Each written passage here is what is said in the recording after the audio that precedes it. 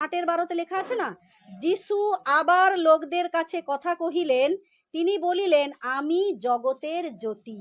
যদি আমরা যোহন দেখি, যোহনে যিশু নিজেকে 7 বার আই এম বলে কি করেছিল, দাবি করেছিল, প্রতিশ্রুতি করেছিল যে আমি সেই, আমি প্রকৃত দাক্ষালতা, আমি পথ, আমি জীবন, আমি সত্য, আমি জগতের জ্যোতি, যে আমার পশ্চাতে আইছে সে কোনো মতেই অন্ধকারে চলিবে না, কিন্তু জীবনের দীপ্তি পাইবে। তাহলে যে ঈশ্বর বলেই কিন্তু সে অপরকে ডাক দেয়, দেয় কি না?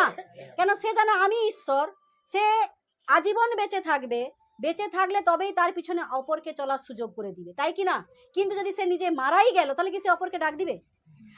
আমরা জানি আমরা মরণশীল, আমি মানুষ, আমি কিন্তু তোমাদেরকে বলতে পারিনি আমার পিছনে চিরদিন চলো, আমি এটা বলতে পারবো?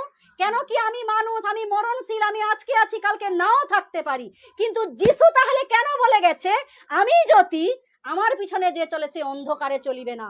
সে যদি মানুষ হতো, সে যদি গুরু রূপেই থাকতো, সে তাহলে কখনোই তাদেরকে মানুষকে ডাক দিত নি যে আমার পিছনে চলে সে অন্ধকারে চলে না। কেন ডাক দিয়েছে? কারণ সে জানে আমি মারা যাব, কিন্তু আবার মৃত্যুর 3 দিন পরে আবার বেঁচে উঠবো।